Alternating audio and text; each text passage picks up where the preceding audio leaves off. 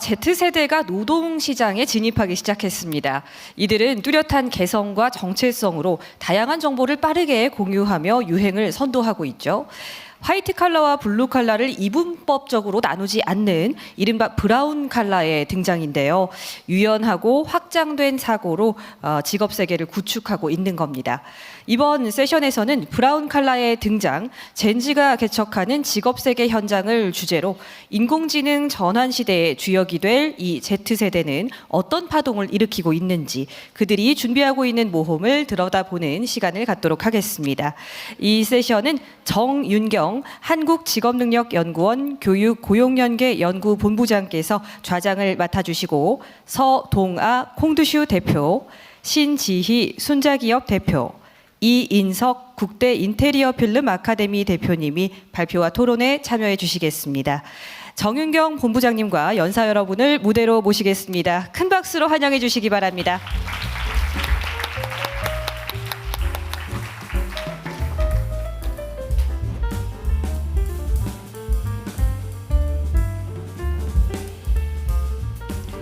네, 그럼 정윤경 본부장님 진행 부탁드리겠습니다. 네, 반갑습니다. 정윤경입니다. 이번 세션은 브라운 칼라로 진로를 개척하고 있는 세 분의 연사님의 발표와 함께 토론과 질의응답 시간을 갖도록 하겠습니다. 오늘 이제 이 자리에 오신 분들이 이제 브라운 칼라에 대해서 궁금해 하실 텐데요. 세션 소개를 먼저 하고 세 분 연사님을 소개해 드리겠습니다. 그 직업인을 칼라로 소개한 것은 이제 오랜 역사가 있습니다. 1977년 그 Occupation and Society라는 그 저서에서 그 직업인을 화이트 칼라, 블루 칼라, 서비스직, 농민 이렇게 4개 집단으로 구분을 한 사례가 있고요. 우리나라에 그 브라운 칼라라는 그 용어를 처음 소개한 것은 김난도, 이재혁 두 분의 저서 그 김난도의 내일 내 직업을 구하려는 청년들이 알아야 할 11가지 키워드에서 브라운 칼라를 처음 소개를 했습니다.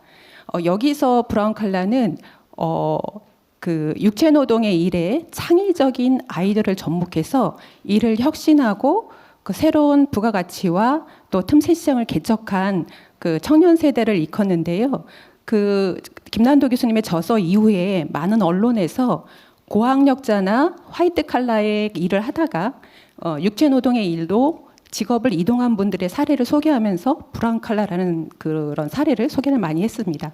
오늘은 그런 고학력이나 화이트 칼라의 어떤 전 직업을 갖고 있다가 육체 노동 일을 한 그런 사례가 아니라 정말 그 본인의 일에 가치를 가지고 아이디어를 가지고 새로운 틈새 시장을 개척한 그런 분들의 사례를 소개하면서 과연 인공지능 시대에 화이트 칼라와 블루 칼라 이런 노동의 어떤 그 구분이 의미가 있는가, 어떤 의미가 있는가 이런 것들을 같이 생각해보는 그런 세션이 됐으면 좋겠습니다.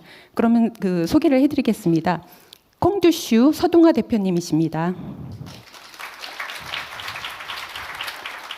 두 번째 발표자는 순자기업의 신지희 대표님이십니다. 세 번째 발표자는 국대 인테리어 필름 아카데미 이인석 대표님이십니다. 네, 그럼 먼저 첫 번째 발표 서동아 대표님께 부탁드립니다.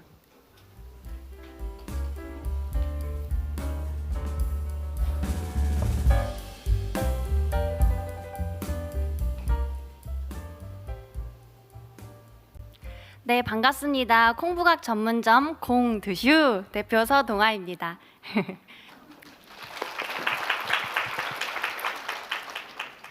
네, 저는 저의 직업이 브라운 칼라라고 불리는 것을 이번 포럼을 통해서 알게 되었습니다. 브라운 칼라는 전문적인 지식과 육체적인 노동을 결합한 일에 종사하는 노동자를 뜻한다고 하는데요. 생각해보니까 제가 딱 그런 일을 하고 있더라고요. 저의 이야기가 작은 영감이 되실 수 있도록 좀 진솔하게 이야기를 해보고 가겠습니다.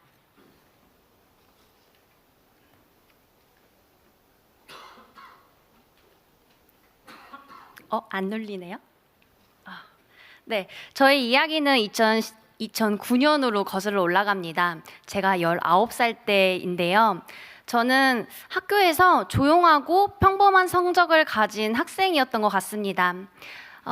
제가 최근에 그 학교 생활기록부를 봤는데 저는 초등학교 때 의사가 되고 싶고 중학교 때는 공무원이 되고 싶고 고등학교 때는 무역사가 되고 싶었다라고 적혀 있더라고요.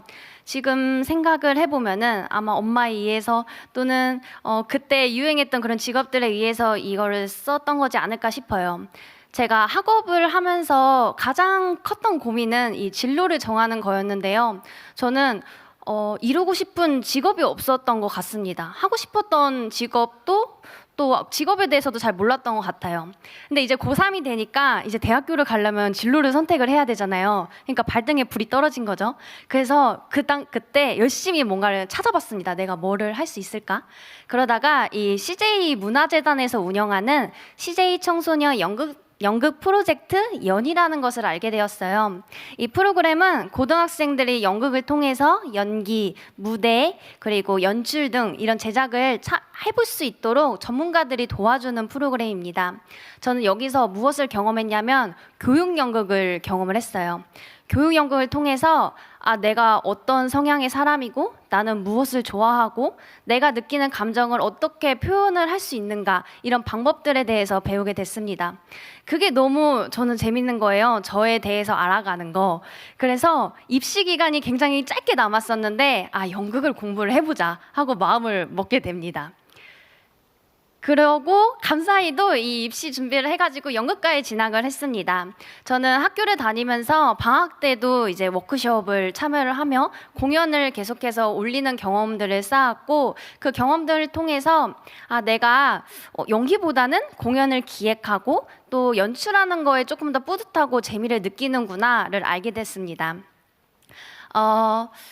제가 구체적인 그런 사례가 하나가 뭐가 있는데 제가 학교에서 교내에서 이 다음에 한번 얘기를 해볼게요. 제가 그 공연 기획하는 거에 관심을 갖다 보니까 주변을 막 찾아봤어요. 그랬더니 대전에는 왜 먹을 게 없다고 말할까? 라는 주제로 정책 토론회를 하는 겁니다. 이 당시 2015년 6월인데요. 사실 대전은 노잼도시라고도 최근까지도 불리면서 이 대전 관광산업에 대해서 많은 고민을 해오고 있었습니다. 이 내용을 조금 자세히 보시면은 대표 음식을 그동안 육미, 삼주와 대표 음식을 선정했지만 너무 많이 중복되고 대전을 대표하는 음식인지 시민들조차 의구심을 가지고 있어서 성공하지 못했다라는 이야기입니다. 저는 대전 시민으로서 굉장히 많이 공감을 했고 또 한 가지 의아한 점이 좀 있었어요. 그게 뭐냐면 멸치 볶음 속에 바삭한 콩튀김을 아시나요? 이 콩튀김은 콩에 밀가루를 입혀서 기름에 튀긴 콩튀김인데요. 특히 대전에서는 멸치볶음에 넣어서 밥 반찬으로 먹어온 음식입니다. 콩 한 알이 그대로 들어가 있기 때문에 단백질 함량이 높아가지고 급식에도 많이 나오는 그런 반찬이에요. 저는 어렸을 때부터 이 반찬을 유독 많이 먹고 자랐는데 이유는 어머니께서 콩튀김을 오랫동안 만드셨습니다. 제가 15살이 되던 해에 아버지께서 갑작스럽게 심장마비로 돌아가셨어요. 제가 동생이 둘이 있는데 어머니께서 홀로 이 세 남매를 키우기 위해서 콩튀김을 만들어서 시장에 판매를 하셨습니다. 이 콩튀김은 저한테 그냥 일반 음식이 아니고 어머니의 정성과 추억이 담긴 음식이었던 거죠. 근데 시간이 흐르면서 이 문제가 생겼어요. 콩튀김이 소멸 위기에 처한 겁니다. 이유는 이 콩 부각을 만드는 제조 과정이 굉장히 어렵고 그리고 이 콩튀김은 멸치볶음에 넣는 서브 음식이잖아요. 그렇다 보니까 간편하게 음식을 섭취하는 요즘 생활 이런 문화와 굉장히 다른 조금 그런 음식이었던 겁니다. 그래서 소멸 위기에 처했는데 저는 이게 너무 안타까웠어요. 그래서 엄마의 그 장사하시는 나날들이 계속해서 힘들어졌고 또 제가 24살 때 새벽에 갑자기 전화가 오는 거예요. 그래서 엄마가 불이 나게 나갔었습니다. 근데 그날 아침에 저희가 대전인데 대전 지역 뉴스로 저희 공장이 불이 나서 다 소실이 됐다라는 그런 뉴스가 뜬 거예요. 콩튀김을 만드는 게 어려운데 또 이런 일까지 겹치니까 이게 저는 좀 굉장히 좀 혼란스러웠습니다. 연극을 공부하고 있는 상태에서요. 근데 제가 아까 전에 어떤 얘기를 하려고 했었냐면 저는 그 연극 공부를 하면서요. 교내에서 문화상품 개발이라는 그런 프로그램에 참여를 해서 동상을 수상을 한 적이 있었습니다. 거기서 뭐를 깨달았냐면 내가 연기를 배웠다고 해서 꼭 배우가 될 필요는 없구나. 영국에서 배운 창의력과 기획력을 가지고 내가 문화상품도 개발할 수 있고 또 지역에 있는 그런 사회적 문제도 해결할 수 있구나라는 것을 깨달은 바 있었습니다.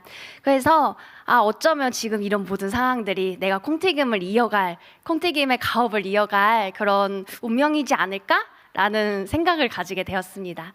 그래서 학교 3, 4학년 때부터 창업에 대한 교육들을 학교에서 하는 창업에 대한 교육들을 듣고 학교를 졸업하고 어머니 밑에서 콩튀김 만드는 기술을 1년 반 동안 이렇게 받았어요. 그러고 나서 콩두시란 을 창업을 했는데 이 콩튀김은 지역 음식이기 때문에 이 역사에 대해서 공부를 해야겠더라고요. 이거를 브랜드화 하려면은. 대전광역시의 옛 지명은 태전 한밭이라고 불립니다. 넓고 큰 밭이라는 뜻인데요. 이 태전의 태는 재밌는 이야기로 클태가 아니고 콩태로도 불리면서 대전에는 콩이 많이 자라는 밭이었다라는 이야기가 있습니다. 그 정도로 콩이 많이 자랐었고, 두 번째는 일제강점기 시절에 대전역 인근에 밀가루 보급 창고가 생겼어요. 그래서 이러한 역사적 배경이 대전의 밀가루 음식을 발전하는 데 많은 영향을 미쳤는데요. 그래서 대전은 지금 칼국수와 빵이 굉장히 유명합니다. 이거와 마찬가지로 콩에도 밀가루를 입혀서 기름에 튀긴 콩튀김을 밥반찬으로 먹어왔습니다. 근데 이 콩튀김이 소멸 위기에 처하게 됐던 거죠. 그래서 저는 이 콩튀김을 알려보자, 창업을 해보자 이렇게 다짐을 하게 됩니다. 그래서 차근차근 콩두슈, 콩을 드세요의 충청도 사투리로 이름을 지어서 창업을 했어요. 알아보니까 정부에서 농식품 교육을 하더라고요. 그래서 그 교육에 참여를 해가지고서는 저는 연극을 공부해서 농식품은 잘 모르니까 그래서 공부를 열심히 했더니 운 좋게도 우수상을 받았습니다. 그래서 일본으로 시장 견학을 다녀오게 돼요. 거기서 어떤 거를 느꼈냐면 일본은요. 감자 하나를 팔아도 감자 캐릭터를 만들어서 박스 포장에다가 캐릭터를 그려서 귀엽게 파는 거예요. 그게 그 10년 전 그 당시에 저는 너무나도 신기해서 대전 돌아와서 캐릭터를 만들어야지, 콩부각을 알리려면 캐릭터를 만들어야겠다 해서 캐릭터를 만들었습니다. 인스타그램에서 작가님을 이렇게 찾아가지고 20만 원 주고 캐릭터를 만들었어요. 그리고 제가 교육의 필요성을 깨달아서 그 당시 2017년도에 청년몰이 한참 전국적으로 생겨날 때였습니다.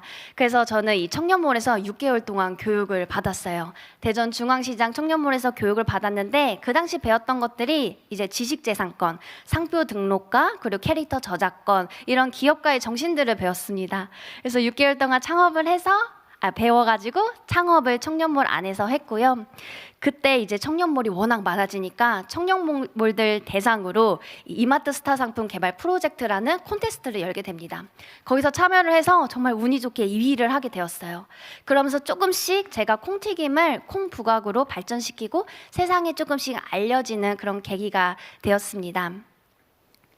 이 사진들은요, 저는 창업 초기 때부터 창업 일기를 써왔어요. 그냥 블로그에다가 창업 일기처럼 내가 오늘 이러한 공부들을 했고 여기서 뭐를 배웠다를 몇 년 동안 쭉 써오니까 이게 어떻게 지금 보니까 포트폴리오가 되었더라고요. 그래서 그러한 내용들을 조금 자세히 좀 보여드리고자 가져왔어요.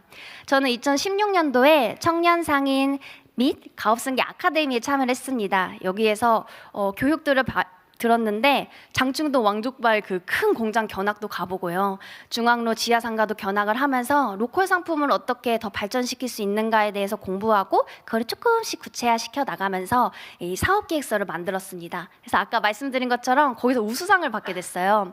그래서 이걸로 시장을 견학을 가게 됩니다. 갔더니요, 그 감자 캐릭터 말고도 지역을 대표하는 캐릭터를 만들어가지고 캐릭터를 그 지역 농산물이나 아니면 가공식품이랑 연결을 해가지고선 상품화를 하더라고요. 그리고 일본은 이 한국과 식문화가 좀 비슷해서 콩에 관련된 다양한 스낵들이 많았습니다. 그걸 보면서 저는 캐릭터를 활용해서 다양한 맛의 스낵들을 만들 수 있겠구나라는 생각을 하게 됐어요. 그래서 그러한 내용들을 토대로 청년몰에서 교육을 받고 청년몰에서 창업을 해가지고 여기에서 공동체 생활을 하면서 공연도 거기에서 프리마켓도 기획해보고 하면서 단체 생활하면서 저도 나름의 그런 것들을 배우게 되었습니다. 근데 생각보다 창업이라는 길이 굉장히 어렵더라고요. 그렇게 청년몰 대회를 나가서 제가 이마트 스타 상품 전국 30인의 본선에 진출을 하게 되었고 정말로 감사히도 전국 2위를 해서 SBS 뉴스에까지 나오게 됩니다. 저는 제가 하는 길이 너무나도 잘 되는 것 같았어요. 막 주목을 받기 시작하니까요. 그리고 거기에서 바이어님의 눈에 띄어서 대전 이마트 둔산점에 고정으로 매장을 입점을 하게 됩니다. 너무 좋은 조건으로 입점을 했어요. 근데 굉장히 어렵더라고요. 초반에는 반응이 굉장히 좋았고 매출도 높았습니다. 근데 이 제품이 그 당시에 저는 캐릭터의 컨텐츠에 대한 기술이 많이 없었고 맛도 몇 가지 안 되니까 이게 계속 정체되어 있는 거예요. 그래서 마음이 조급해지기 시작했습니다. 그래서 아침 10시부터 밤 10시까지 이마트는 근무를 해야 되거든요. 그 육체적인 피로감과 함께 너무나도 힘든 나날들이었는데 그래도 뭔가를 제가 계속 해야 되니까 이 당시에 수십 가지의 다양한 맛들을 계속해서 만들면서 이마트는 시식을 할 수 있으니까 바로바로 피드백을 받으며 맛을 조금씩 진화시켜 왔습니다. 네, 저는 근데요, 여기에서 이마트 이렇게 하고서는 고정으로 들어갔지만 1년 반을 못 채우고 나오게 됐어요. 왜냐하면 너무나도 힘이 드는 거예요. 창업이라는 길이 돈도 많이 들고 힘들기도 하고. 그래서 그런 생각을 하게 됐습니다. 대전 향토 음식을 내가 만드는데 왜 사람들이 잘 가업을 이어가고 이걸 행토 음식을 이어가는데 왜 몰라줄까? 그래서 대전을 떠날까?까지도 생각을 해서 청년몰이랑 이마트랑 다 나왔어요. 그런데 뭐 금산, 논산, 대전 인근에 있는 그런 데를 많이 돌아다니면서 최종적으로는 그래도 한번 다시 해보자 해서 15평의 그런 공간을 임대를 해가지고 거기서 온라인 판매를 시작하고 SNS 콘텐츠를 시작을 하면서 저만의 이야기를 그것들을 조금씩 쌓아갔습니다.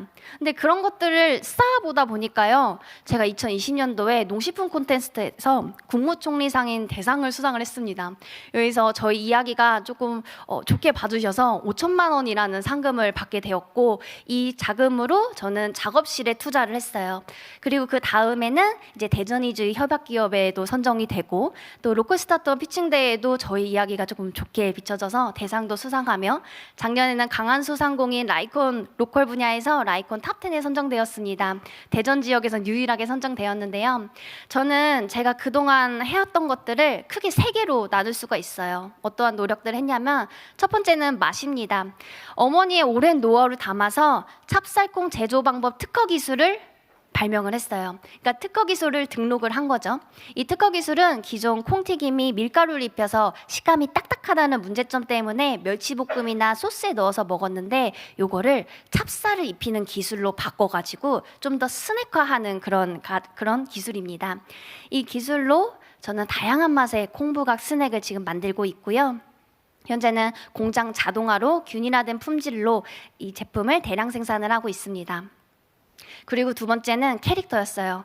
콩자와 흑심이라는 캐릭터를 만들었는데요. 이 친구들은 처음에 제가 20만 원 주고 만들었잖아요. 손도 없고 발도 없었어요. 그냥 딱 얼굴만 있었는데 다음 해에 이 친구한테 팔과 다리를 붙여주고 그 다음 해에는 할머니, 할아버지 반려견까지 만들어주면서 세계관을 확장했습니다.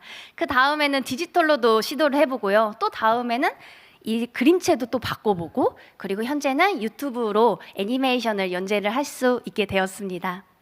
그래서 CM송도 제작을 하고 있고요. 또 댄스 챌린지나 SNS 콘텐츠로 고객님들과 이 콩부각을 주제로 소통을 또 하고 있어요. 그리고 이 캐릭터를 가지고 패키지 디자인을 발전시키는 데 힘을 많이 썼습니다. 처음에는 돈이 없으니까요. 기성봉투 사다가 콩두수 스티커를 붙여서 판매를 했어요. 그 다음에는 콩부각을 사람들이 잘 모르니까 콩부각을 궁금해하시는 거예요. 그래서 투명창을 만든 그 봉투를 사다가 업그레이드를 시켜보고 그 다음에는 햇빛이 안 들어오는 패키지 또 그 다음에는 선물 세트로 발전을 시켰습니다. 지금은 5,000원, 10,000원, 20,000원, 30,000원, 60,000원대의 다양한 선물 세트 구성으로 판매를 하고 있습니다. 한국은 기념일이 굉장히 많기 때문에 선물 세트의 수요가 굉장히 높아요. 그래서 이런 것들이 많은 도움이 되었습니다. 또 대행사 없이도 우리가 원하는 콘텐츠 직접적으로 해보자 해서 7년 동안 저는 웹 콘텐츠를 만들기 위해서 노력을 했습니다. 그래서 상세 페이지나 아니면 SNS 콘텐츠, 패키지 디자인까지 저희가 전문적으로 직접 다 이렇게 제작을 하고 있어요. 그리고 저뿐만 아니라 팀원들의 역량을 강화하기 위해서 매년 관련된 교육을 또 수료를 하고 대전을 대표하는 행사나 전국에 있는 박람회에 참여를 하면서 콩튀김과 콩부각에 대한 이야기를 많이 알리고 있습니다. 올해는 대전광역시 관광기획상품 사업에 선정이 됐어요. 올해 영시축제를 했었는데 큰 규모로 했었거든요. 그래서 꿈돌이 대전을 상징하는 그 꿈씨 패밀리 꿈돌이 꿈순이 캐릭터를 활용해서 콜라보한 제품을 또 선보였습니다. 제가 이렇게 포트폴리오처럼 계속해서 저희 이야기를 쌓아가다 보니까 제가 따로 광고를 하지 않더라도 대전에 콩부각이 향토 음식이래. 그래서 프리한 일구 뭐 이런 방송 프로그램에 또 나오게 됐고 YTN 뉴스에도 콩부각이 알려지게 되면서 또 6시 내 고향 이런 식으로 콩부각과 콩두슈가 널리 알려지는 그런 계기가 되었습니다. 네, 저는 창업이 굉장히 하면서 사실 지금도 사업이 커질수록 굉장히 어렵더라고요. 그리고 저는 최근에 들어서 이런 콘텐츠에 많이 이제 홍보를 직접 하기 위해서 하고 있는데 그때 이 AI 기술을 굉장히 많이 사용을 하고 있습니다. 캐릭터 콘텐츠를 어떻게 더 잘할 수 있는지 데이터 수집을 하는데도 이거를 많이 쓰고 있고요. 그래서 저의 이야기들이 조금은 도움이 되셨으면 좋겠어요. 네. 저는 발표는 여기까지 하도록 하겠습니다. 네, 감사합니다. 네, 서동아 대표님 감사합니다. 콩부각까지 이렇게 다양한 아이디어와 또 많은 것들도 배우시고 경험하시고 발전시켜 나가시는 그 노력이 대단하다는 생각이 듭니다. 저도 맛보고 싶고 제가 저희 연구소가 세종에 있는데 선물할 것들이 많거든요. 대표님께 연락을 드리도록 하겠습니다. 예, 너무 좋은 발표해 주셔서 다시 한번 감사드립니다. 그러면 또 다른 업종에서 브라운 칼라로 또 이렇게 진로를 개척해 주시고 계시는 신지희 대표님 발표를 듣도록 하겠습니다. 큰 박수로 맞아 주십시오. 나오나요? 나오네. 우리 전에 콩두슈 대표님이 너무 상냥하고 상큼하고 깜찍하고 사랑스럽게 발표를 해주셔서 제가 지금 많이 위축이 돼 있습니다. 진짜. 저는 업종도 일단 다르고요. 그리고 제 발표는 많이 딱딱합니다. 정말 딱딱합니다, 아마. 이게 좀 꼰대 같은 이야기도 많이 할 거고요. 근데 오늘 지금 분위기를 봤는데 되게 학생분들이 많아가지고 좀 새로워요. 이건 좀 예상을 못했어요. 그래서 조금은 제가 편안한 마음으로 발표를 할 수 있을 것 같습니다. 잠시만요. 저는 일단 제가 하는 일이 배관 설비 방수 이런 누수 공사업을 하고 있어요. 제 키가 좀 커서 됐다. 공사업을 하고 있는데 아마 어떤 일인지 아마 연상이 안 가실 거기 때문에 제가 대충 설명을 드리자면 길거리에 가다 보면 이렇게 막 땅 깨는 소리 있죠. 두두두두두 소리가 나고 이렇게 아저씨들 할아버지들 와가지고 야, 자 이거 갖고 와 이런 거 있잖아요. 그런 일을 제가 하고 있습니다. 이러면 대충 아마 이해가 가실 것 같아요. 잠시만요. 이거 잘 나오는구나. 네, 일단 저는 신지희라고 하고요. 시작을 하겠습니다. 좀 재미없습니다. 그리고 저는 순자 기업의 대표직을 수행을 하고 있습니다. 제가 콩두슈 대표님처럼 좀 열심히 준비한 게 아니다 보니까 저는 이 연설문을 다 외우질 못했어요. 그래서 저는 이 스크립트를 별도로 준비했으니까 제 시선이 여러분을 많이 향하지 않더라도 이해해 주시기 바랍니다. 지금 제가 하고 있는 일은 배관 설비, 방수, 누수 이런 공사업을 하고 있고요. 그리고 동시에 실무 기술 관련 교육도 같이 병행을 하고 있습니다. 오늘 제가 발표드릴 내용은 AI 시대가 도래하고 있는 이 시점에서 현장 기술자로서의 어떤 본질과 전문성에 대해서 말씀을 드리고자 합니다. 오늘의 발표 순서는 제가 살아온 길 그리고 제가 선택한 설비업이라는 길이 저한테 주는 의미를 말씀드릴 거고요. 그리고 이 시대를 살아가는 세대로서 기술 영역에 존재하는 세상을 바꿀 수 있는 시대의 변화를 꾀하고자 함입니다. 또한 현장 기술과 AI 시대로서의 변화 전략 등을 말씀드리고 그리고 이 발표를 통해서 진로를 고민하는 분들에 대한 생각을 좀 전하고자 합니다. 일단은 저에 대해서 좀 간단하게 소개를 좀 드릴게요. 어차피 다 모르시니까. 저는 2009년서부터 좀 외길을 걸어왔습니다. 글씨가 보이네요. 네, 2009년서부터 2020년까지는 그 현장의 건축 배관 설비 보수하고 정비하고 이런 일을 직장인 신분으로서 직장인 기술자로서 그렇게 성장을 해왔고요. 그리고 2020년에는 이렇게 순자 기업을 창립을 해서 지금까지 총 15년을 외길을 걸어온 외골수 기술자입니다. 한 길만 걸어왔습니다. 진득하게. 이게 지금 사진에서 그냥 여러분들이 상상하는 그런 그 설비 아저씨의 모습 그대로라고 보시면 돼요. 그냥 제가 일하는 모습 두 장만 그냥 간단하게 좀 이렇게 좀 보여드렸는데, 이 사진에서 이미 느끼셨겠지만은 저는 주로 이게 양지보다는 좀 음지에서 일하는 그런 직종입니다. 여러 국가기술 자격증도 취득을 많이 하고, 그리고 이외에 다양한 기술 활동도 많이 했습니다. 이게 아시는 분들은 아시겠지만 산업인력공단의 어떤 국가기술 자격증 시스템에서는 그 기능장 자격증이 최상위 등급이거든요. 그래서 저는 2016년 그리고 2017년 이렇게 양해간 그 두 가지의 기능장 반열에 오를 수 있었고, 그리고 추가적으로 기능사, 산업기사 이런 저희 관련된 업계 관련된 그 실기시험 수험서를 공저 집필하기도 하였습니다. 이게 원래 제 자랑을 더 넣으려고 했는데 시간이 일단 있으니까 여기까지만 하고요. 웃으시니까 좋네요. 무대 체질인가 봐요. 진짜. 이게 제가 설비 기술이 이 관련 업종에 종사한 지가 벌써 15년 차가 지금 넘어가고 있는데 맨날 듣는 말이 있습니다. 뭐냐면 아무래도 이게 제가 여자니까 좀 뭔가 언밸런스한가 봐요. 그래서 어떤 계기로 했냐, 아버지가 이 일을 하냐, 전 아버지 안 계십니다. 그리고 뭐 어떻게 배우게 됐냐 등등 뭐 맨날 똑같은 질문을 많이 하세요. 근데 이제는 좀 그만 듣고 싶은데 일단은 죽을 때까지는 제가 좀 들을 운명이기 때문에 그냥 그러려니 하고 넘어갑니다. 근데 이게 제가 너무 곱상하게 생겨서 이게 이런 질문을 받는구나라고 저는 생각을 하기 때문에 감사하게 생각하고 있고요. 근데 사실 저는 간략하게 말씀드리자면은 저는 누군가가 권유를 한 적도 없고요. 등 떠민 적도 없고, 그리고 관련 학과를 나오지도 않았습니다. 저는 그 참고로 상고 출신입니다. 그리고 맨땅에 헤딩했습니다.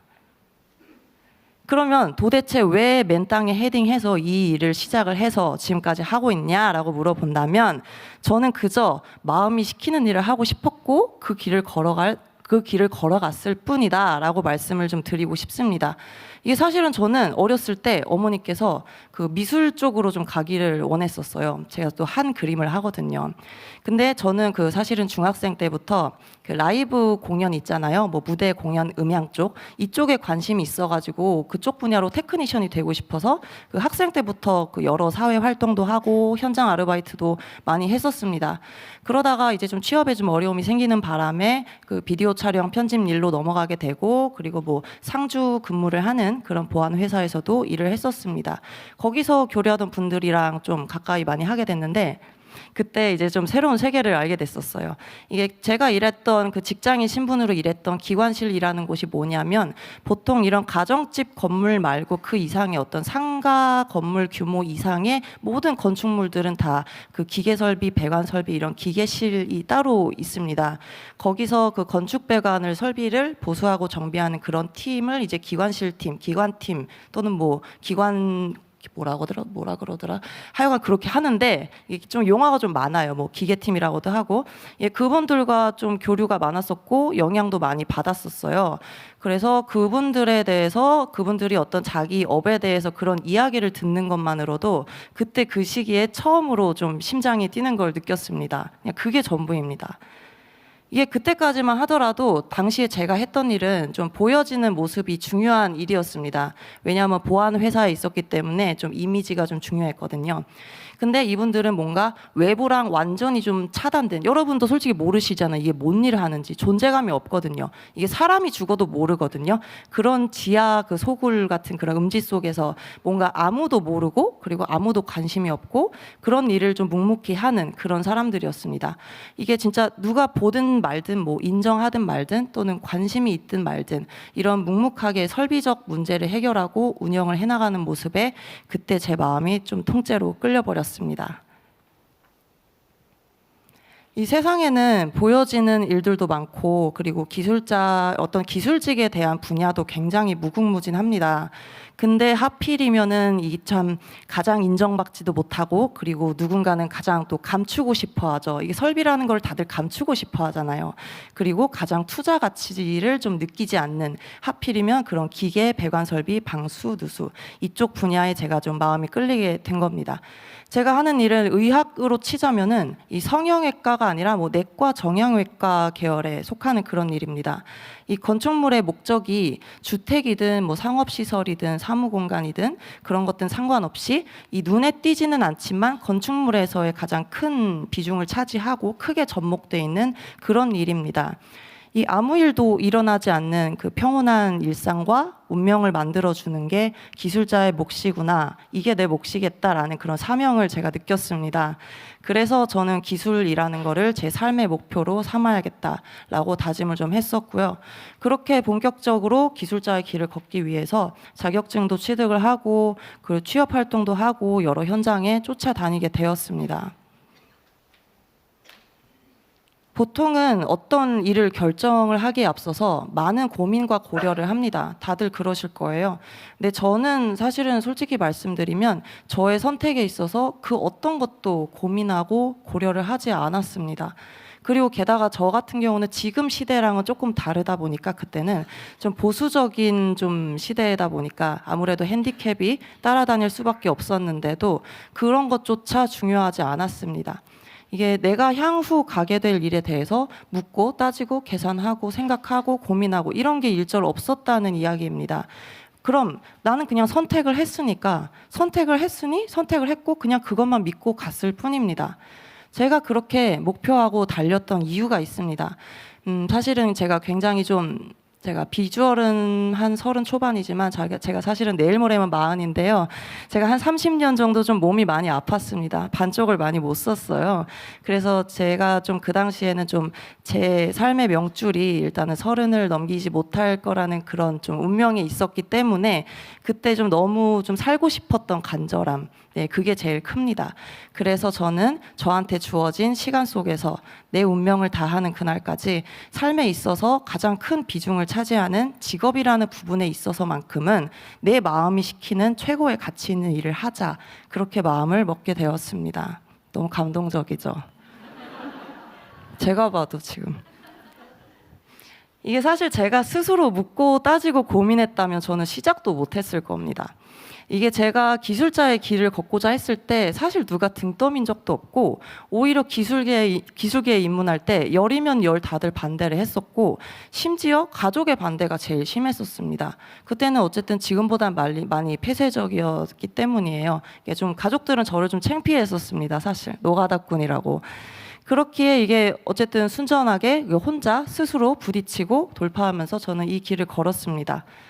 제가 하는 이 건축기계 배관 설비 일은 사실 이렇게 요약하자면 더럽고 힘들고 몸 상하고 돈 안 되고 가치 인정도 못 받고 그리고 보시면 다들 할아버지들이잖아요. 평균 연령이 높아요. 그리고 또한 숙련 기간 동안 확실히 타 업종에 비해서 많이 높은 편입니다.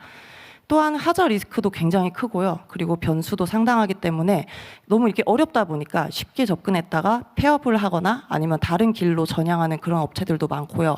그리고 때문에 굳이 힘들게 이 일을 좀 시작하려는 그런 젊은 층의 유입도 적은 사실 그런 직종입니다. 쉽게 말해서 저처럼 어지간히 미치지 않고서야 이 일을 할 이유가 없는 게 현실이고요. 그리고 저 또한 주변 사람들한테 이 일을 적극적으로 추천하지 않는 이유이기도 합니다. 이 기술 영역에 있어서 뭔가 가장 큰 매력을 손꼽자면은 이게 정말 순수해요. 아는 만큼 보이고 아는 만큼 성장할 수 있는 분야라는 겁니다. 이게 내가 공부하고 노력하면서 기술자로서 갈고 닦을 때 물론 응원해 주시는 분들도 소수지만 계셨었는데 대부분 제가 이제 하는 일들이 좀 부질없고 의미 없다, 좀 더 나은 일을 해라 이제 이런 분들도 되게 많았었습니다. 이게 또한 좀 가장 저한테는 좀 많이 있었던 일들이 선배들이 좀 많이 계셨는데 아무래도 좀 예뻐하셨죠. 또 여자이고 어리고 그러니까. 지금 하는 일보다 뭔가 좀 돈을 더 많이 받는 일이나 아니면 좀 더 몸이 편한 일이나 아니면 뭐 교대 근무를 안 하는 일이나 이런 것들을 다른 방향성을 권유하던 선배님들도 사실 많이 계셨습니다. 근데 누구라도 사실은 솔깃했을 겁니다. 이게 뭐 같은 일을 비슷한 일을 하면서 당연히 누구라도 돈 많이 받고 싶어 하고 편한 일 찾는 거는 당연한 거니까요. 근데 저 같은 경우는 이 기술적으로 어려운 부분을 조언받는 거 말고는 이런 진로에 대한 방향적인 부분을 누군가의 타인의 조언을 따르는 거는 제가 좀 그건 좀 하지 않았었습니다. 그 이유가 있는데 이게 되게 중요해요. 일단은 뭐냐면 지금 내가 위치한 지금 이 현재 이 상황, 이 여건에서 내 스스로가 정말 만족할 만큼 최선을 다해서 모든 걸 간파를 하고 싶었고 그 과정을 거치지 않고서 더 편한 거나 나은 거를 찾고 싶지는 않았던 겁니다. 어떤 상황이든 간에 사람은 미칠 만큼 미쳐봐야 그 힘이 생긴다는 거를 알고 있었습니다. 그러다 보니까 이 성별을 떠나서 진짜 기술자가 어떤 사람인지 보여주고 알려주기 위해서 이 긴 시간 동안 지속적으로 스스로의 한계를 계속 뛰어넘으면서 홀로 이겨내야 했었습니다. 그렇게 기술이라는 분야에다가 발을 들이고 2009년서부터 미쳐서 지금까지도 미쳐 살고 있습니다. 그만큼 이 기술은 제 인생의 전부였습니다. 넘어갔다. 네, 제 업력에 대해서 잠깐 좀 말씀드릴게요. 저는 크게 직장인 기술자로서와 지금 현재 사업자로서의 기술자 영역으로 좀 나뉘는데요. 일단은 저 같은 경우는 그 직장인 신분의 기술자였을 때는 저는 좀 한계를 많이 느꼈습니다. 이 아무리 내가 열심히 해도 내 영혼과 에너지를 통째로 갈아 넣어도 아무리 그렇게 해도 적용할 수 있는 범위가 한 회사나 또는 한 현장에 대해서만 국한됐었기 때문에 저는 매번 그 한계를 느꼈고 그거를 좀 넘어서고 싶었습니다. 좋은 기술자가 되기 위해서 스스로 훈련하는 과정 속에서 굉장히 큰 힘이 생겼는데 그런 것들을 뭔가 한 회사나 한 현장에만 쓰이고 싶은 게 그러니까 쓰이는 게 너무 안타까웠던 거죠, 스스로. 그러다 보니까 그 에너지랑 정성들을 더 많은 사람들한테 제공하고 싶다. 이 생각이 들었는데 이게 바로 제 순자 기업의 탄생 이유입니다. 제가 기술자로서의 어떤 변화 체감은 확실하게 좀 느끼고 있는데 이게 지금 AI 시대로서의 변화를 좀 생각을 하자면 이게 사실은 내가 속한 포지션이 어디냐에 따라서 조금 나뉘는 것 같습니다. 이 직장인으로서나 또는 사업자로서의 체감은 확실히 저는 좀 다르다는 걸 많이 느꼈습니다. 이 체감의 차이가 분명히 있는데 일단 직장인 기준으로서의 보았을 때는 좀 다음과 같았습니다. 그 당시에 저 같은 경우는 건축물의 어떤 기계 설비, 전기 설비, 소방 이런 모든 시스템에 대해서 그때 이미 AI 시대가 아니더라도 자동화가 이미 이루어지고 있는 추세였었고요. 그때 그만큼의 좀 과도기도 많이 겪었었습니다. 자동화 시스템 같은 경우는 아무래도 인간의 육체적인 피로를 덜어주고 그리고 일의 생산성도 향상시켰습니다. 허나 좋은 시스템인 건 분명했는데 분명 부작용도 있었습니다. 저 또한 그 과도기에 있었거든요. 업무 경계선이 흐려지고 부서 통합이 일어나고 그리고 인원 편성 TU가 없어지거나 줄어들고 그리고 그전보다는 비교적 쉽게 접근이 가능하다 보니까 이 업무 중첩이 일어나면서 겸직이 일상화가 되어버린 겁니다. 이렇게 기존 시스템에 비해서 어떤 인간의 가치가 하락되는 그런 현상이 대두가 되었습니다. 그래서 이에 대응해서 너는 도대체 무엇을 하였느냐, 어떤 생각과 선택을 했느냐라고 물어보신다면 저는 두 가지를 말씀드릴 수 있겠습니다. 일단 첫 번째로요. 자동화 시스템 자체에 대한 공부를 했습니다. 각각의 자동화 장비에 대한 기술적인 영역을 제가 스스로 더 확대를 하게 되었습니다. 그 결과 그 해당 시스템에 대한 제조사만큼은 아니더라도 이 어느 정도 제가 스스로 컨트롤할 수 있는 기술 수준을 획득하게 되었으면서 그리고 시스템 운영에 대해서 좀 두려움이 좀 해소되는 것도 느꼈습니다. 또한 두 번째는 뭐냐면 이게 자동화 시스템에 대한 공부를 같이 하면서 오히려 반대로 갔습니다. 오히려 반대로 저는 더욱 원초적인 기술에 제가 더욱 더 집중을 했습니다. 이 자동화 보급으로 인해서 업무 보직이 섞이면서 그 많은 이들이 업무 영역을 넓히는 거에 대한 고민을 가장 많이 했었습니다. 그게 아마 가장 좀 일반적인 고민인 것 같습니다. 이 많은 사람들이 고민했던 이 업무 영역 확대의 흐름 속에서 사실 저는 반대의 길을 걸었습니다. 예를 들면은 제 직종으로 그냥 예를 들면 저는 분명히 설비 계열의 설비인으로서 길을 걷고 있으면서도 전기 기술을 배워서 함께 병행할 수도 있었겠지만 이 자동화 시스템 유무에 상관없이 오히려 더더욱 설비에 대한 정통적인 메커니즘에 더 집중을 하였습니다. 그 집중의 근거는 다음과 같습니다. 이 과거에는 고용주와 기술자가 있었다면 자동화 보급 후에는 고용주와 사업자로 변모할 것이다 라는 생각을 했습니다. 다시 말해서 그 모니터 앞에서 클릭하는 사람은 많아지더라도 과거처럼 어떤 전체적인 건축 배관 설비를 이해하고 컨트롤하거나 정비하고 보수하는 이런 그 고수들은, 쉽게 말해 고수들은 점점 줄어들 것이다, 이런 이야기입니다. 이 자동화의 보급으로 라이트한 업무를 하는 거는 인원이 필요 없게 될 수가 있지만 오히려 능력 있는 전문 기술인들은 점점 더 귀해질 것이다 라고 생각했었습니다. AI 시대로서의 업무 영역은 많이 좀 다채로워지고 한계가 없어지면서 경계선이 희미해질 것입니다. 그럼 우리는 만능 멀티플레이어가 될지 아니면 깊이가 있는 전문 기술에 대한 능력을 키울지 생각해 봐야 될 것이며 그거 역시 개인이 선택이 되어야 될 것입니다. 이 AI 시대에 있어서 여러 견해가 있을 수 있는데 아무래도 개인 사업을 운영하는 포지션인 저의 입장에서는 저는 다음과 같은 생각을 가지고 있습니다. 자동화 또는 AI와 함께하고 이를 활용하는 동반자적인 입장을 분명히 저는 가지고 있습니다. 하지만 중요한 건 자동화든 AI든 어디까지나 활용의 분야이기 때문에 이 본질적인 부분에 대한 역량 강화도 분명히 필요할 것입니다. 이 세상이 변하는 만큼 이 세대의 생각도 확실히 빠르게 변화하고 있다는 걸 느낍니다.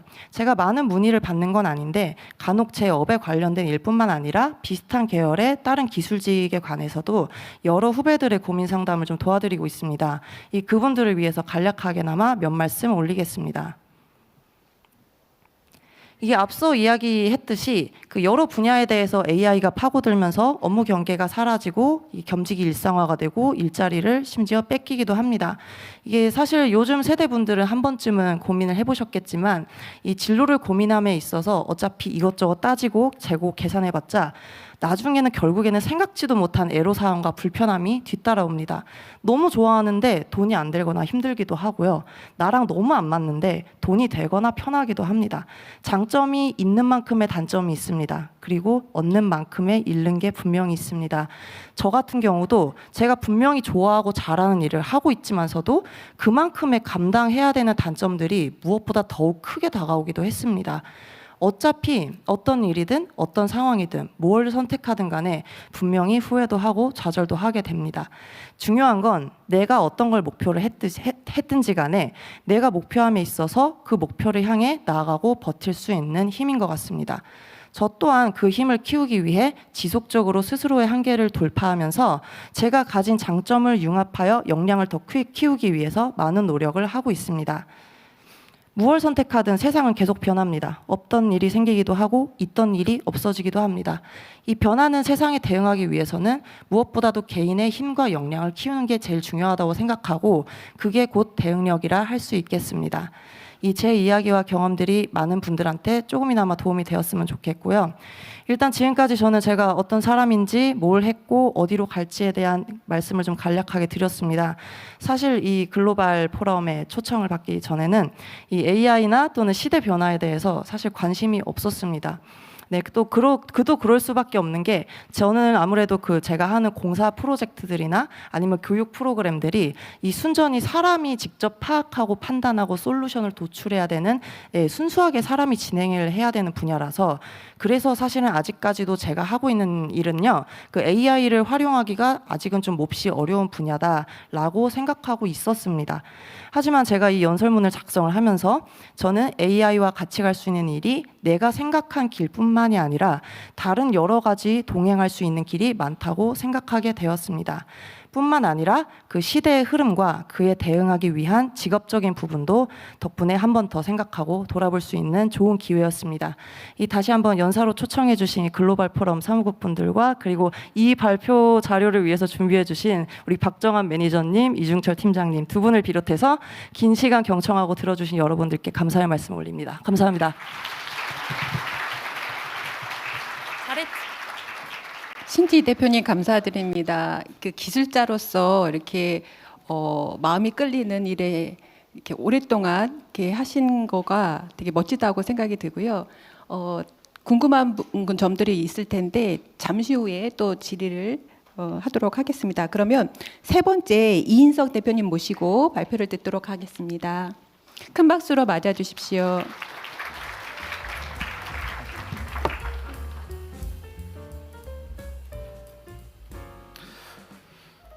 네, 마지막이네요. 이제 정말 마지막입니다. 자, 저는 짧아요. 연사가 짧습니다. 자, 바로 시작해 보도록 하겠습니다. 저는 국대 인테리어 필름 아카데미 이인석 대표입니다. 다시 한번 인사드리겠습니다. 자, 저는요, 저는 당연히 로봇이 아니고 사람이죠. 예, 여러분들도 당연히 로봇이 아니고 사람이죠. 제가 여기 참석하신 여러분들도 사람이라는 이 강조가 이유가 있습니다. 제가 이렇게 강조하는 이유는요, 저는 4개의 사업을 하고 있습니다. 그래서 사업을 성공할 수 있었던 이유 중에 하나이며 가장 핵심인 단어이기 때문에 사람을 좀 강조했어요. 그래서 마지막 시간 조금 집중해서 들어봐 주시길 바라겠습니다. 이 세상 주인공인 단 한 사람, 자기 자신, 그 본인이 어떤 시대에 어떤 마음으로 살아가는지를 저는 한번 이 연사를 통해서 한번 이야기를 나눠보고 싶었어요. 저는요, 대한민국에서 조금 가장 유명한 S그룹의 한 회사를 다녔고요, 케미칼 사업부에서 품질 연구팀에 있었습니다. 사무실과 생산 라인 두 곳에서 일을 했고요. 그래서 화이트 칼라, 블루 칼라 두 곳을 동시에 경험을 했습니다. 그리고 26세에 이제 서울로 상경을 하게 됩니다. 제가 지방 출신이었기 때문에 사실 성공하고 싶었어요. 예, 그리고 그 대한민국 수도인 서울은 성공의 도시이기 때문에 서울로 가면 무조건 성공할 수 있을 거라고 저는 막연하게 생각을 했습니다. 그래서 20대 후반까지 정말 많은 영업을 했어요. 그래서 우리 그 서초구의 예술의 전당 앞에 보면 현악기 주로 판매하는 그 악기사 영업부터 시작해서 보험사 TM 영업, 법인 대표님을 하는 보험사 TM 영업도 하였고 SNS를 활용하는 가방 유통 사업까지 하게 되었습니다. 제 능력의 한계가 어디까지인지 한번 확인해 보고 싶었어요. 그래서 그 능력을 확인하고 싶었는데 단기간 안에 확인을 하게 되었습니다. 여기 보시면 법인 대표님을 대상으로 하는 보험사 TM 영업을 했는데요, 제가 1년 만에 그냥 전국 4등을 하게 됩니다. 네. 단기간 안에 성과를 내는 방법은 생각보다 되게 쉬웠어요. 저는 어떤 방법이냐면 남들과 다르게 하면 됐어요. 남들과 다르게. 그리고 남들과 다른 생각을 하면 됩니다. 모두가 예스 할 때 노 하면 됐고요, 이 노가 부정적인 노가 아니고요, 다른 생각을 하는 노였어요. 그래서 모두가 아침 8시에 출근할 때 저는 새벽 5시에 출근하면 되었습니다. 제가 생각하는 성공의 조건은 3가지였는데요. 그것은 바로 성실함과 적극성, 그리고 추진력이었어요. 여러분, 이게 지금 사진이지만 이게 무엇인지 아십니까? 일명 시트지, 인테리어 필름지라고 불리는데요. 이 인테리어 필름지를 이용해서 시공 기술을 하는 사람들을 인테리어 필름 시공 기술자라고 불립니다. 그 시공 기술자들이 어떤 일을 하는지 한번 볼게요. 우리 흔히 보이는 집 가구죠. 싱크대. 예, 비포 애프터가 확실히 차이나는 매력적인 직업입니다. 여기 빨간색은 경기도 광주의 한 주택이었어요. 예, 전 처음 봤습니다. 싱크대가 빨간색이 이렇게 있는지. 예, 저기 전자레인지가 똑같죠? 예, 흰색으로 바꿔버렸어요. 그리고 옆에는 이제 파주의 신축 아파트인데요. 예, 저렇게 신축 아파트 회색깔 싱크대가 많죠. 그래서 보통 흰색으로 많이 하니까 옆에 시공 후 보면 바뀌었습니다. 아주 비포 애프터가 확연히 차이나는 매력적인 직업입니다. 그러다 보니까 요즘에 젊은 사람들이 되게 많이 입문을 하고 있습니다. 그런데 여러분, 그 요즘 젊은 사람들이요, 요즘의 젊은 사람들, 현장직, 기술직, 그리고 몸을 쓰면서 땀을 흘리는 이 일을 요즘 젊은 사람들이 모이기 시작한다고요, 여러분. 요즘 젊은 사람들이 어떻습니까? 아, 야근 수당 주셔도 전 안 할래요, 그냥. 예, 돈 많이 주셔도 안 할래요. 그냥 돈 안 받고 안 할래요. 요즘에 이런 시대예요. 그런데 그들이 몰리고 있어요, 이곳에. 거기서 끝나는 것이 아니라 그 시장을 장악하고 있습니다. 과거에 사람들이 구축한 시대의 그 흐름에 따라가는 것이 아니라 자기만의 색으로 기술을 습득하고요, 나만의 방식으로 영업을 하고 있고요, 자신을 브랜딩을 하고 있어요. 그래서 성과를 이루고 있습니다. 인공지능 전환 AX 시대, 모두가 더 편한 길을 선택할 때요, 시간도 자기의 삶도 너무나 중요한 이 MZ세대 젊은 사람들이 도대체 왜 이 현장으로 오고 있을까요? 그리고 더 나아가서 MZ세대 그들이 주역이 되고 그 파동의 이유는 도대체 무엇일까요? 앞에 강연자는요, 10년차 인테리어 필름 시공자이면서 토탈 인테리어 대표이면서 필름 판매를 매장하는 유통업자이면서 인테리어 필름 아카데미를 운영하는 교육 사업을 하는 강사이면서요, SNS, 유튜브, 인스타 등을 통해서 그것을 활용해서 브랜딩을 하는 마케터입니다. 제가 이렇게까지 많은 일들을 하면서 나름대로 각 분야에서 성공할 수 있었던 이유가 있어요. 그것은 바로 사람을 중심했어요. 사람을 중심했기 때문에 모든 것이 사람을 통해 오더라고요. 기술 하나면 우리 평생 먹고 산다, 뭐 이런 말들 많이 들어보잖아요. 그거 아니에요. 그거 다 옛말입니다. 옛말. 예전에는 저희 그 기술의 장인이라고 하면 뭐 와, 기술 좋으니까 참 대단하다, 뭐 이렇게 말씀을 많이 하잖아요. 그런데 요즘은 소통이 잘 되면서 기술의 능력이 조금 뛰어난 사람들을 선호합니다. 클라이언트들께서 말씀하시길 어떤 말씀을 하시냐면, 오히려 경력 있는 분들은 싫어요. 네, 왜냐하면 자기의 방식이 맞다고 하면서 제 말을 들어주지 않아요. 그런데 경력이 적어도 소통이 조금 잘 되면서 프로페셔널한 사람이 저희는 좋습니다, 이렇게 얘기를 합니다. 아무리 좋은 기술을 가졌어도요, 소통이 되지 않으면 의미가 없습니다. 결국 사람은 사람과의 신뢰 속에 그 기술의 꽃도 피우더라고요. 이거는 이제 사람인에서의 뉴스인데요, 보도자료인데, 인테리어 필름 아카데미에 오시는 수강생 여러분들도 한번 기술직이 어떻게 하게 됐냐 이렇게 질문하니까 같은 맥락이었습니다. 능력이나 노력만큼 벌 수 있어서, 대체하기 어려운 자기 일을 할 수 있어서, 진입 장벽이 높지 않아서, 시간 활용이 자유로워서 등 다양한 답변을 내놓았어요. 저희 그 AX 시대에 로봇이 아닌 사람만이 할 수 있는 기술을 익힘으로써 저희가 불확실한 시대에 맞서 자기만의 길을 개척할 인테리어 필름 시공 전문가들을 저는 지금 육성하고 있습니다. 이를 기반으로 국내 인테리어 시장의 발전적인 성장과 시장의 전반적인 인식이 조금이나마 변화시킬 수 있는 초석이 될 수 있을 거라고 저는 확신을 했습니다. 저희 그 이전까지는요, 그다지 현장직, 기술직이라고 하면 별로 프로페셔널한 분야로 인식 주지는 못했어요, 사실. 그런데 저희 코로나19 시기를 거치면서 클라이언트들이 인테리어 관심이 굉장히 높아졌습니다. 그리고 정보력도 엄청나게 높아졌어요. 인테리어 산업계 전반으로 많은 세대들이 유입하면서요, 해외의 우수한 기술과 장비에 대한 정보가 확산되기 시작했습니다.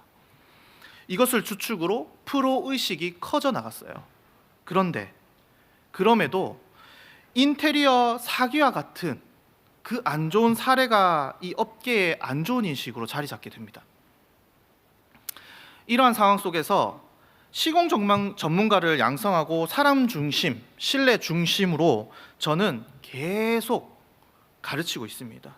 그래서 업계에 긍정적인 영향을 조금이나마 줄 수 있기를 희망했어요.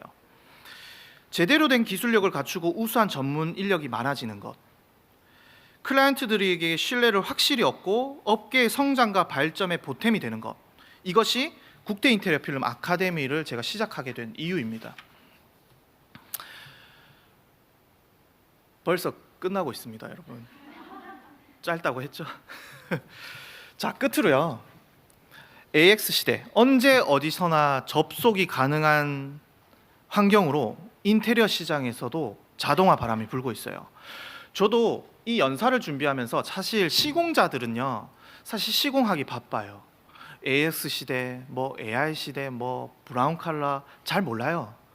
그런데 사실 이거를 조사하다 보니까 인테리어 필름 시장에도 자동화 바람이 엄청나게 불고 있더라고요. 로봇이요, 자동으로 온도를 체크해 주고요. 비가 오면 창문을 닫아주고 커튼을 닫습니다. 로봇이 자동으로 반려견 상태를 파악해서 이제 밥을 주고요. 온도를 체크하고 반려견을 위해서 TV를 켜줘요. 실제로 나오고 있습니다. 이렇게 공간을 바꾸는 일 역시 AI가 하는 일들로 점점 확산되기 시작했습니다. 그런데 여러분, 제가 생각했을 때 이 시대 로봇보다 더 중요한 한 가지가 있더라고요. 그것은 바로 세상을 바꾸는 일이었어요. 네. 감정을 서로 나누고 소통하고 공감하고 신뢰하는 거, 결국 이거 사람밖에 할 수 없더라고요. 결국 사람만이 할 수 있는 일이라고 저는 생각했습니다. 자, 요 마지막으로 제가 사진을 하나 올렸는데요. 요트입니다. 요트. 사람이 배라면 큰 파도는 AI와 같다라고 저는 생각이 들더라고요. 처음에 파도가 두렵죠. 그런데 배도 파도도 둘 다 있어야지 더 큰 세상으로 나아갈 수 있더라고요. AI가 중요한 이 시대에 역시 사람을 중요하게 생각한다면 앞으로 다가올 큰 세상을 더 힘차게 나아갈 수 있지 않을까요? 감사합니다.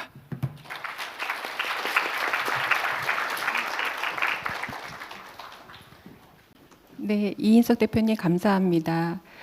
세 분의 발표를 다 들었고요. 지금 그 질문을 주신 분들도 계시고 또 세 분의 그 살아오신 그 삶에 대해서 응원하시는 또 글을 남겨주신 분들도 있습니다. 그럼 먼저 그 발표해 주신 분들 순서대로 질문 중심으로 먼저 그 답변을 듣는 시간을 갖도록 하겠습니다. 첫 번째로는 이제 서동아 대표님께 질문이 올라왔습니다. 창업하고 사업을 운영하는 과정에서 혹시 경쟁 업체들 때문에 어려움을 겪으신 일은 없나요? 네, 이런 질문이 있는데요. 답변 부탁드립니다. 네.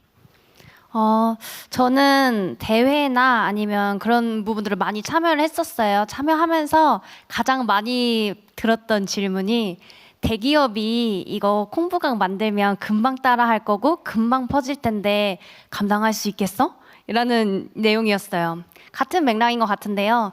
그래서 저는 더 스토리에 집중을 했던 것 같습니다. 우리가 할 수 있는 이야기, 콩튀김을 제가 가업을 잇게 된 이야기부터 시작해가지고 이 콩자라는 캐릭터와 흑심이라는 캐릭터가 계속해서 발전해 나가는 그런 이야기들, 이런 것들이 조금 중요한 포인트로 자극이 돼서 지금 제가 창업 7년 차인데 물론 저희 이 콩부각 시장이 조금씩 더 커지면서 콩부각을 생산하는 업체들이 많이 생겨났어요. 하지만 이제 선도 기업으로서 콩두슈가 그 자리를 잡고 있는데 그런 것들은 이제 스토리가 가장 크지 않았나라는 생각을 가지고 있습니다. 그래서 만약에 창업을 하신다면 포트폴리오를 만드는 거, 나만의 이야기를 만드는 게 정말 중요하다고 생각합니다. 네, 감사합니다. 두 번째로 신지 대표님을 응원하는 멋지다고 존경스럽다고 한 그 올려주신 분이 계시고요. 질문이 있으십니다. 예. 기업에 다니시다가 창업을 하게 되셨는데 만약 회사가 어땠다면 계속 다녔을 것 같다고 생각하시는 부분이 있는지, 대퇴사 시대에 자기 개발에 관심 있는 좋은 인재들이 떠나고 있어서 고민이시라는 분의 질문입니다. 네. 사실 저희가 이제 다양한 직업을 갖고 계시고 또 진로 경로를 이제 다양하게 바꾸신 분들이 어제도 그렇고 이제 오늘도 많이 이제 사례 발표를 하고 계신데, 지금 질문 주신 분들은 떠나는 인재에 대한 고민이 크신 질문인 것 같은데, 예, 개인의 입장도 있으실, 네, 의견 주시면. 네. 나오나요? 나오네. 회사가 어땠다면 계속 다녔을 것 같다. 저는 사실은 회사에 문제가 있어서 이게 지금 창업을 한 거는 아니고, 제가 다녔던 회사들은 지금도 지금 좋은 관계를 지금 퇴사한 지가 벌써 2012년이 제가 2020년이니까 그렇죠. 퇴사를 한 후에도 지금 좋은 관계를 유지를 하고 교류를 계속 할 정도로 회사하고는 정말 관계도 좋았고 어떠한 문제도 없었었는데, 어쨌든 그 자기 그릇이라는 게 있잖아요. 내 성향이라는 게 있고 내가 갖고 있는 힘이 있고 내 그릇이라는 게 있는데, 그 그릇이 가만히 있지 못한 사람은 어떻게든 나갑니다. 저처럼. 도움이 되셨을까요?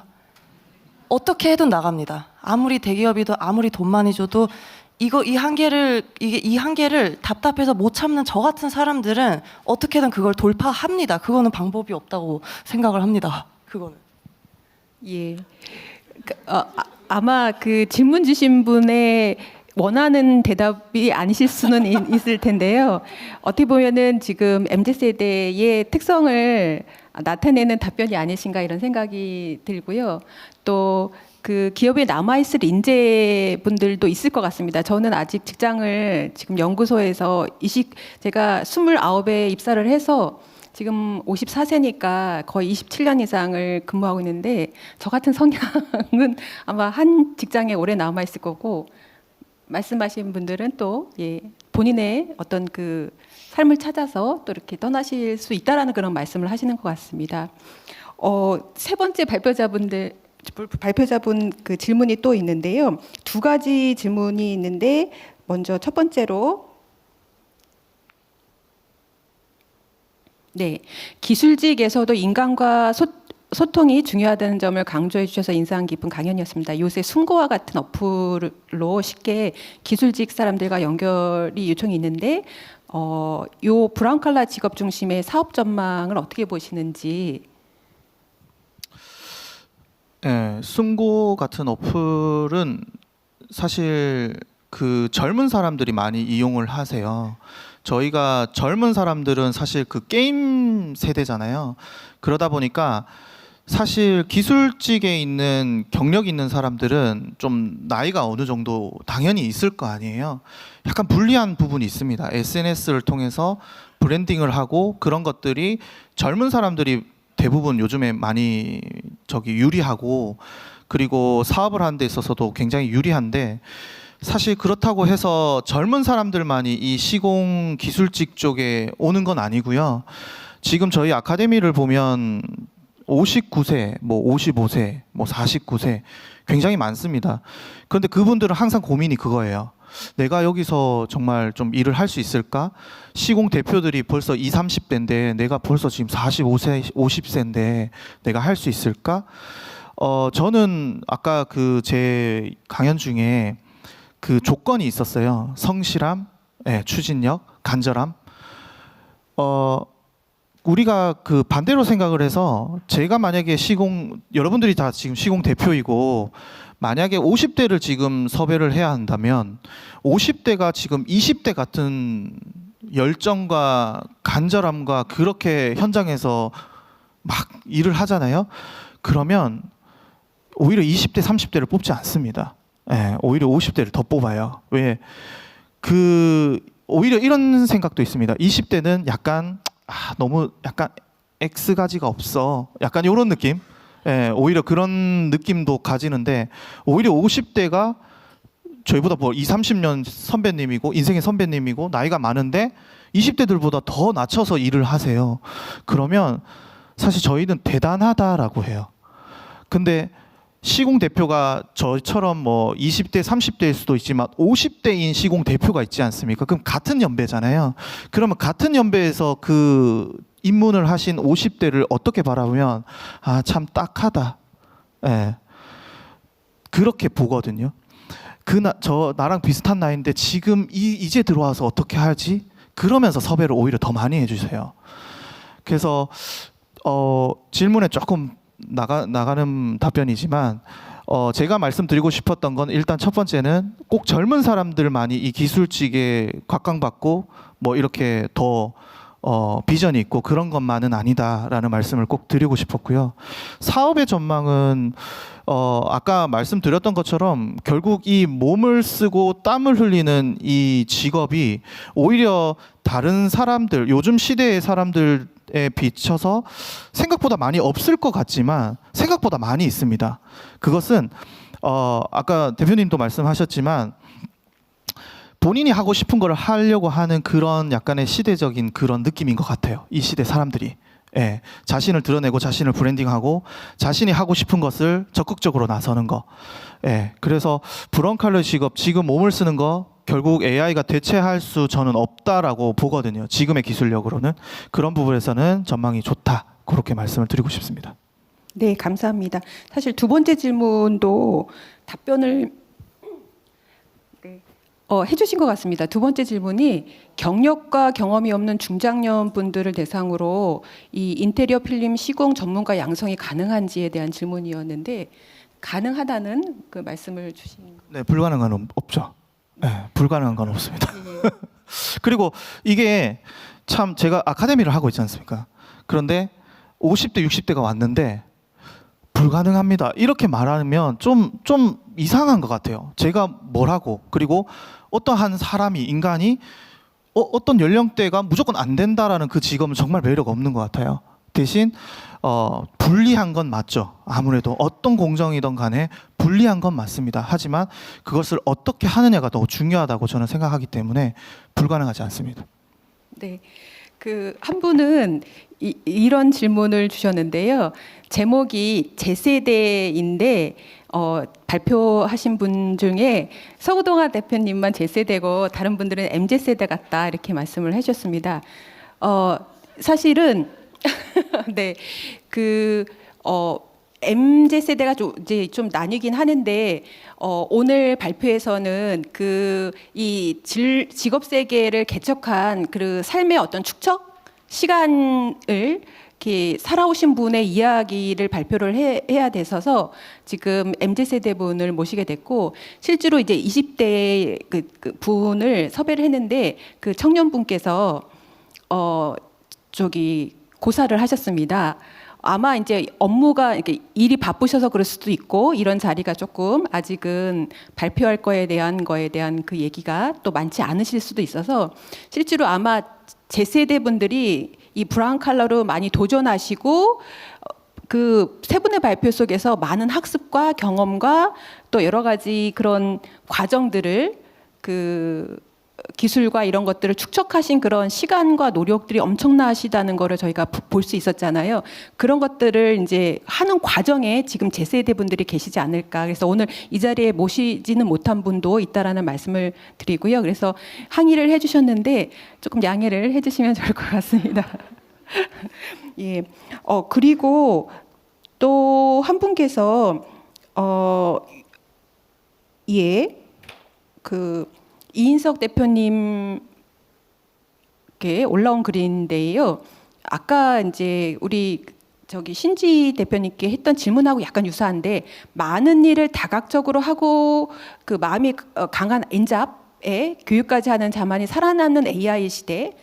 그렇지 못한 사람들에 대한 서늘한 시선, 회사에 머무는 이들에 대한 회의감 이게 맞는가 이런 말씀도 해주셨는데요. 네, 혹시 네. 네, 저도 회사를 나온 사람이라서 사실 그런데 저는 그렇게 생각해요. 제가 사업을 하다 보니까요. 저희도 직원이 있잖아요. 저는 사업을 할 때 직원이 다 저 같았으면 좋겠다고 생각했었어요. 그런데 다 머리가 되면 안 되더라고요. 네. 누구는 무릎이 돼야 되고 누구는 팔이 돼야 되고 네. 다 똑같으면 안 되더라고요.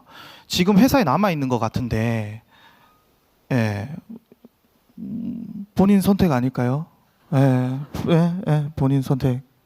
그렇지만 뭐 꼭 저희가 지금 사업을 한 사람이 나와서 이렇게 얘기를 하니까 뭐 직장인들이거나 이렇게 회사에 머무는 사람들의 그 회의감은 있다고는 생각하지만 사실 사업도 똑같아요.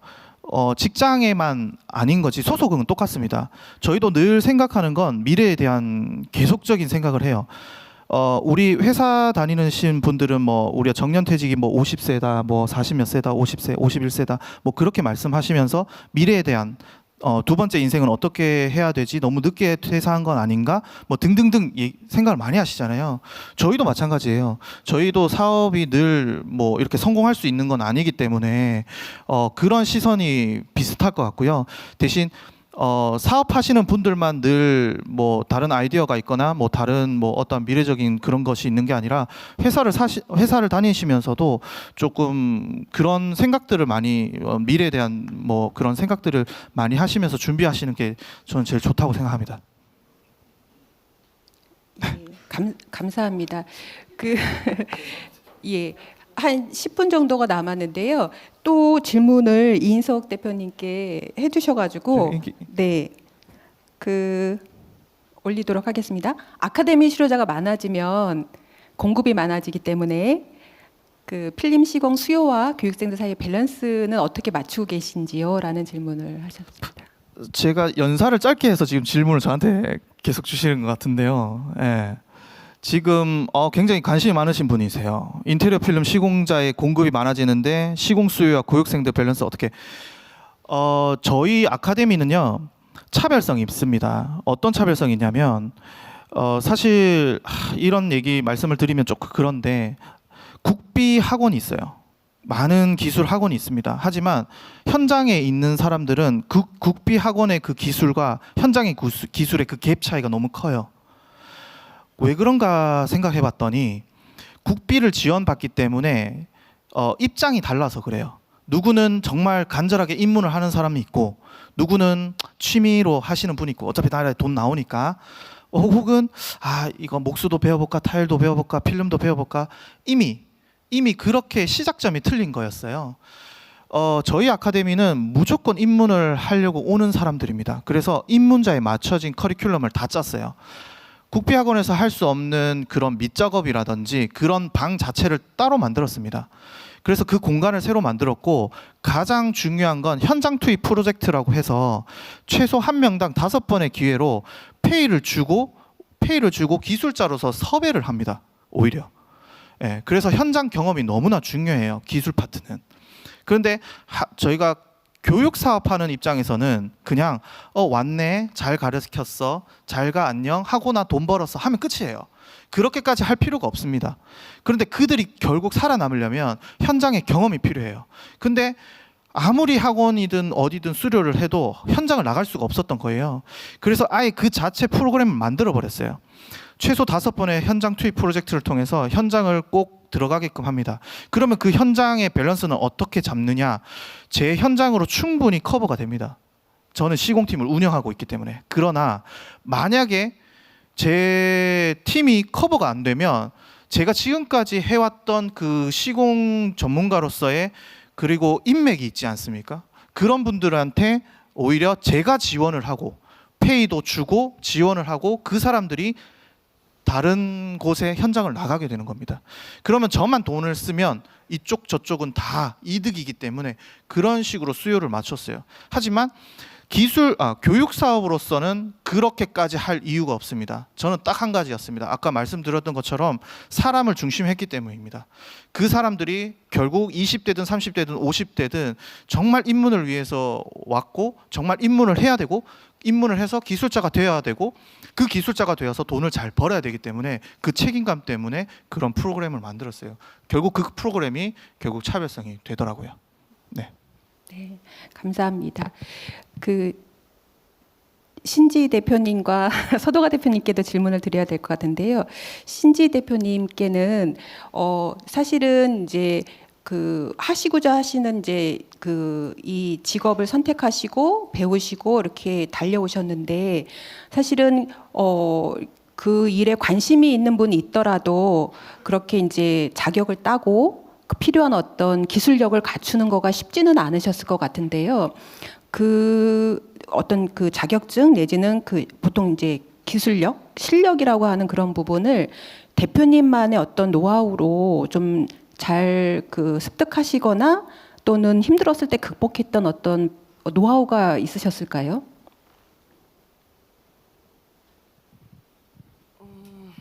그 역량을 키우기 위한 노하우 말씀하신 거죠? 그냥 하면 돼요. 아, 진짜 그냥 이 말밖엔 제가 드릴 말씀이 없는 게 그냥 거기에 미쳐 살면 돼요. 그냥 저 같은 경우도 직장 생활을 어쨌든 2020년에 퇴사했으니까 2020년까지 했지만 저는 직장 생활을 일반 직장인 같이 하지 않았어요. 진짜 아까 그 대표님께서 말씀하신 것처럼 남들 8시에 저기 출근할 때 저도 5시에 출근을 해서 그 현장에 대해서 누가 가르쳐 주길 바라면 되는 게 아니거든요. 왜냐하면 나는 직장인으로서 이제 말씀을 드리자면은 저를 월급을 주고 고용한 사람은 저에게 이 현장이 이렇게 아무렇지 않게 굴러갈 수 있게끔 일을 시키는, 업무를 시키는 입장이기 때문에 그 누구도 내가 개발하기를 도와주지를 않는단 말이에요. 그건 순전히 제 몫이란 말이에요. 제 몫은 제가 챙겨야죠. 그러니까 아침에 새벽에 일찍 출근하고 밤에도 집에도 안 갔어요. 현장에서 피트에서 또는 기관실에서 혼자 공부한 거 토대로 또 피드백하고 혼자만의 시간을 많이 갖긴 했지만 그렇게 해서 또 질문하고 그러니까 계속 공부하고 적용하고의 반복인 것 같습니다. 그렇게 역량을 좀 키웠습니다. 감사합니다. 네. 되게 열심히 하신 것 같습니다. 네.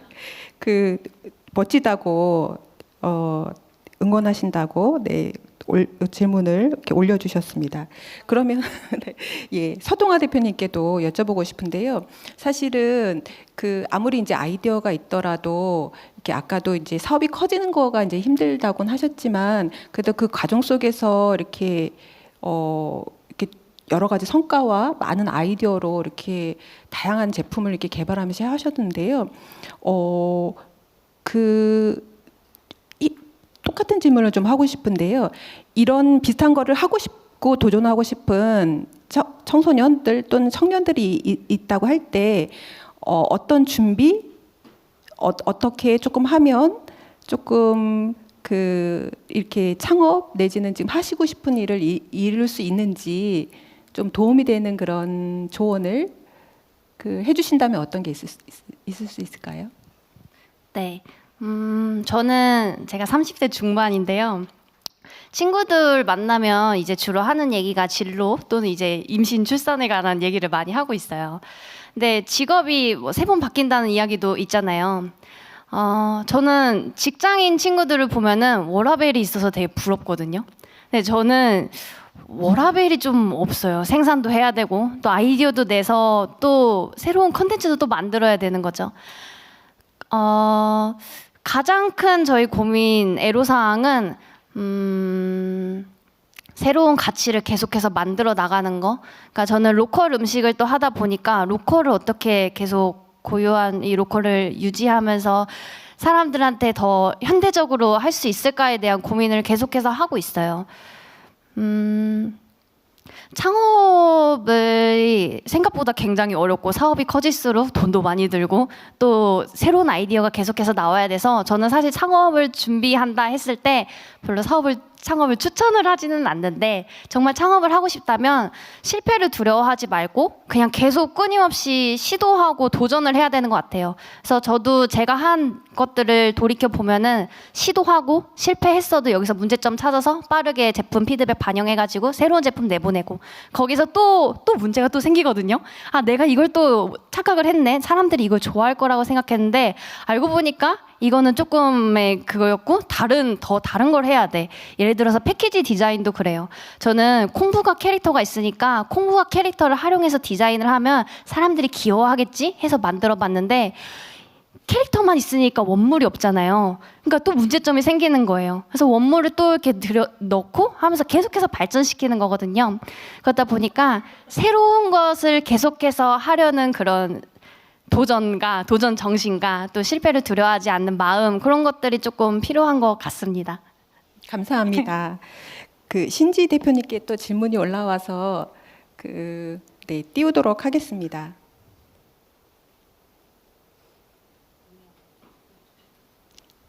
대표님과 비슷한 길을 가고 싶어하는 상고 출신 여자 후배들에게 해주고 싶은 조언이 있다면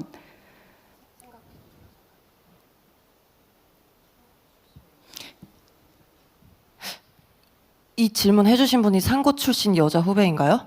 상고에서의 어떤 배움이 혹시 현재 일하시는 거하고 도움이 됐는지가 궁금하신 것 같습니다. 예. 아마 상업고등학교에 계신 네. 선생님 질문이 아닐까 싶기도 하고 예, 학생이지 않을까 싶기도 한데요. 저는요, 그 인생에 있어서 내가 아무리 예전에 뭐 상고를 나왔는데 지금 기술 일을 하고 또는 뭐 공고를 나왔는데 사업을 할 수도 있는 거잖아요. 근데 돌아보면 아마 여기 계신 분들 다들 느끼실 거예요. 다들 성인분들은 내가 인생을 삶에 있어서 내가 배우거나 내가 걸어왔던 모든 길들은 다 지금의 나를 만들잖아요. 그렇기 때문에 하나도 도움이 안 되는 게 없고요. 그리고 이거를 그 현실적으로 어떤 도움이 있냐라고 여쭤보신다면은 아무래도 사실은 저는 근데 상고에서 공부 안 했거든요. 저는 영어랑 1어 빼고 나머진 다 전교 꼴찌여가지고 딴짓하고 다니느라고. 근데 확실히 도움은 되긴 돼요. 전 참고로 견적 쓰는데도 지금 2시간 반이 걸려요. 저 상업 고등학교 출신입니다. 참고로 제가 공부를 안 해서 제가 노력을 안 해서 그런 거지 이러한 그 뭐 사업 활동이나 뭐 이런 부분에 대해서는 분명히 도움은 됩니다. 당연히 뭐 무역이나 어떤 유통 어떤 이 사회가 굴러가는 것들을 분명히 배우기 때문에 내가 배우는 게 중요한 거지 도움이 되고 안 되고는 없는 것 같습니다. 네, 감사합니다. 그 질문이 하나 올라오긴 했는데 시간이 거의 다 됐고 그 발표자분을 정해주시지 않으시긴 했는데